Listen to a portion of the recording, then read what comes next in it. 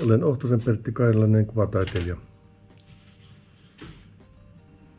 Limingan taidekoulussa olin tuossa 80-luvun loppupuolella 3 vuotta ja sitten se vaikutti, se niin kuin aukaisi mulla tämän kuvan tekemisen oven.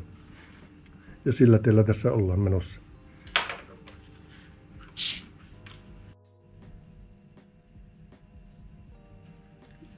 Kaikki alkaa piirtämisestä, se on niin kuin lähtökohta. Ja sitten minä pyrin tuossa kaikissa tekemisissä niin välttämään liikaa suunnittelemista ja luopumaan sitä kokonaan. Spontaanius on siinä. Kaikissa, no paitsi veistoksissa, jos isommassa koossa, niin siinä pitää antaa tuolle suunnitelmallisuudelle pikkusen periksi, että siinä ei pysty sillä tavalla ihan niin tekemään spontaanisti. Ja sitten, jos vaikka maallaan pitempään, niin sitten minä otan jonkun muun tekniikan käyttöön ja yhdistelen sitä vaikka jonkun toisen kanssa. Ja tuo sekatekniikka on siinä kaikista parasta, tai en tiedä onko helppoa, mutta että siinä pystyy sille irrottelemaan. Ja sitten minä tarkoituksella teen itselleen tavallaan ongelman ja yritän ratkaista sen. En tiedä sitten onko aina onnistunut, mutta pyrin siihen.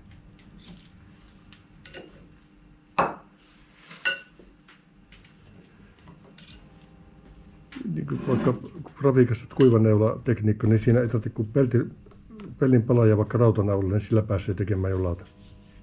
Eikä siinä tarvitse mitään happojen kanssa lähdätä, niin se on siitä hyvä, joka käy minulle.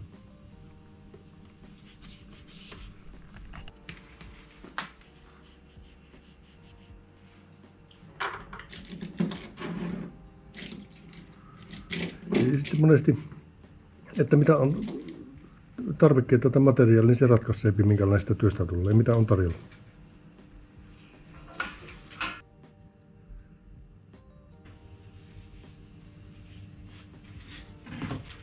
Sitten tuossa romuveistoksissa on just, että niissä on romua jostain syystä tullut kerättyä ja tulee kerättyä, niin niissä on tuo just, että ottaa jonkun pohjaksi ja rupeaa yhdistelemään ja rakentelemaan.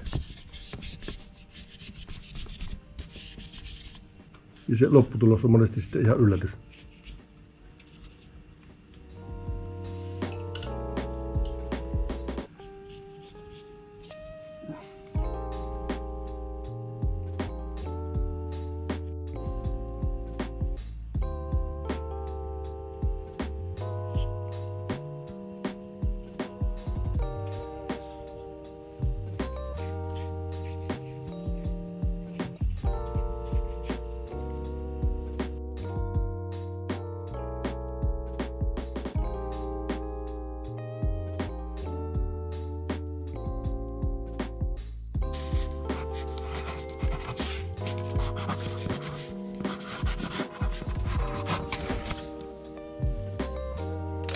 Se on valmis.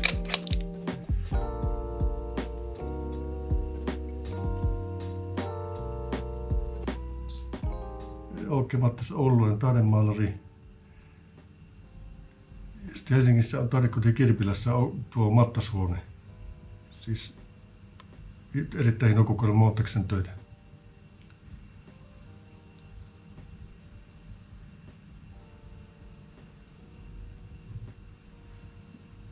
Täysvärinen bohemi.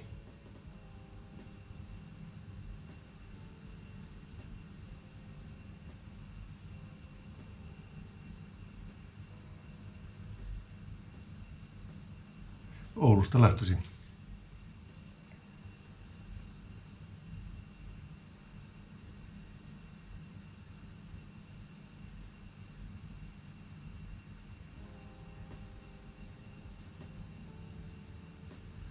Yksi, minkä minä olen nähnyt Kainen Talemoson näyttelyssä, Mattaksen näyttely oli niin semmoinen työ nimeltään, nyt se on täytetty, niin siinä samassa kuvassa on, siinä voi nähdä, että siinä on Kristus tai mies tai nainen, se on tavallaan oma kuvakin. Ja se tavallaan järkyttävä ihan. Ne on Jeesuksen viimeiset sanat, nyt se on täytetty, muistaakseni.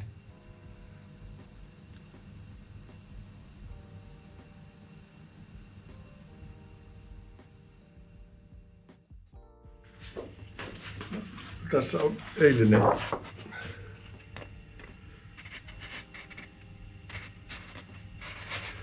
Tämän nimi on Salakuljetettujen merirosvorahojen hamstala ja matkalla lempeiden varjonyrkkelijöiden kansainväliseen matinaan.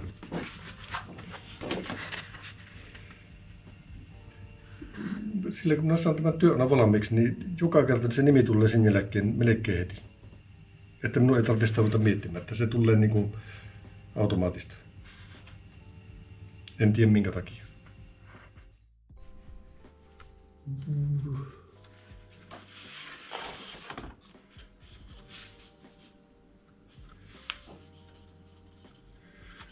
Tuossa on sitten kuivanavalla tekniikalla tehty.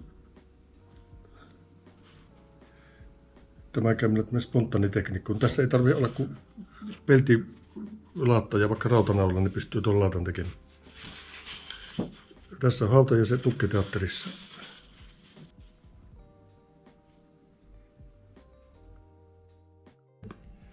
Tässä on sitten yksi esimerkki tuosta sekatekniikasta. Tässä on pohjalla akvarelli ja sitten siinä päällä on öljyväriä. Ja sitten vielä akvarellia. Tässä on kanonneeksi luultujen kuunsirppien salakuljettajien juhlakulku.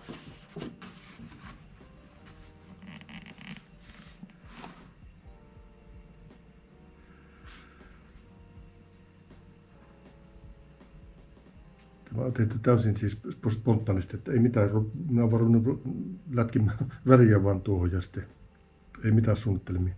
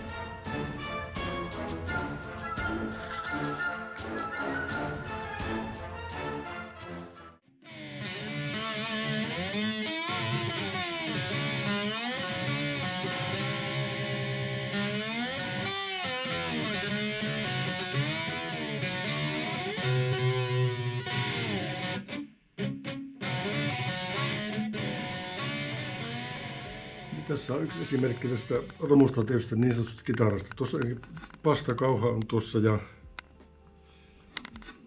tuossa keittiön pöydän kannesta on tämä aihio. Sitten tuolla joku tommonen, ei tuo kattilan kansi ole vaan tuommoinen, mikä tuo on jonkun hedelmäastian tuommoinen kansi ilmeisesti.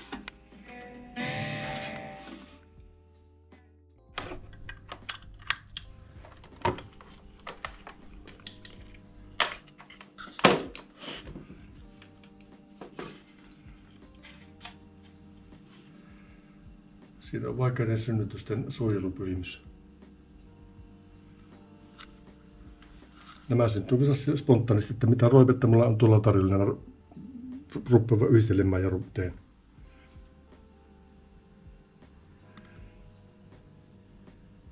Tuo varmaan jääkiekko maalivahin tuo maski tuossa ja niin kuin onkin ja sitten kaikkea, mutta siinä on sivellintä ja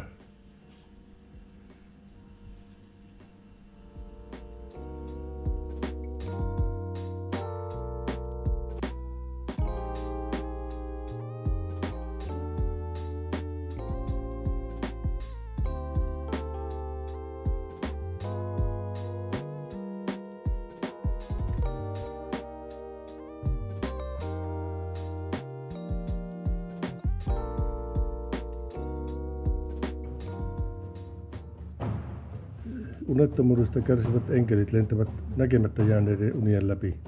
Niiden palavien siipien tuhkasta levottomat veronkeräjät keittävät saippua ja valaistuneiden vanhusten kasvojen urteissa virtaa elämänkokemuksen levoton vesi, joka etsii luvattujen koordinaattien lähtösatamaa.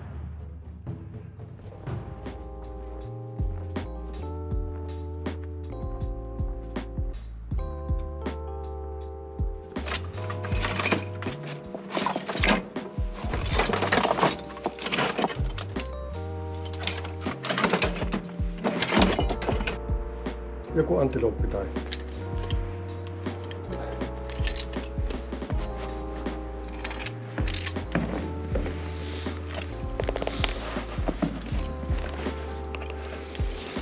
Näitä ei ole koskaan liikkaa.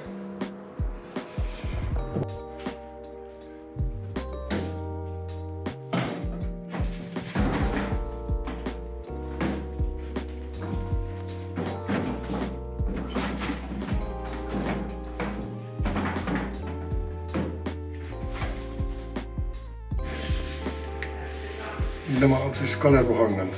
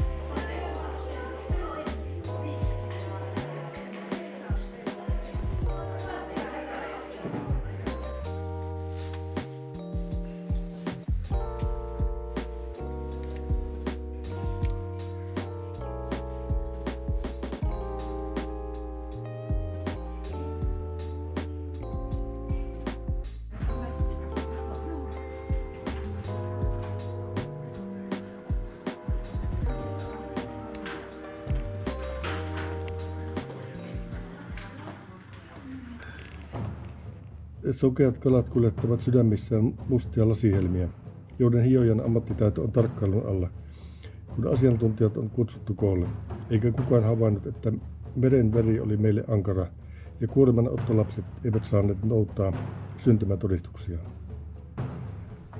Sataman vihreässä vedessä piikkikalat hymyilevät avoimesti, kun ajanhammas syö niiden sydämien kuorta norsunluusta valettua, ja asemavartija yrittää saada pysähtyneen kellonsa liikkeelle pitkällä ruodolla, jolla kerran puhkaistiin veden vakavoitunut silmä. Pienet sokeat kalat, niiden levottomuuden vie mennessään meren lempeys, ja uneton ulosmittaaja kaivaa kynsiensä alta luvatun maan kultaa. Tulisella ruodolla sokeitten kalojen krematoriosta pantatulta.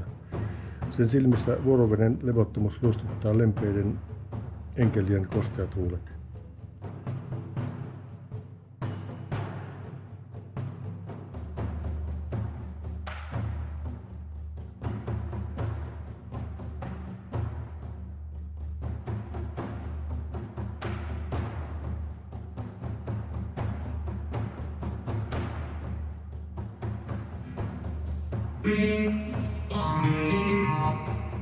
Onko tarpeeksi?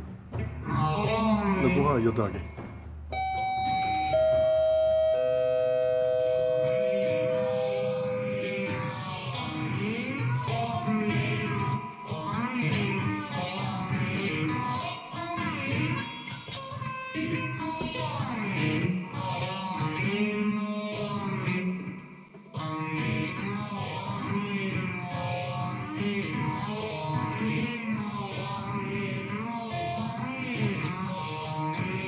Nälkämaa laulu.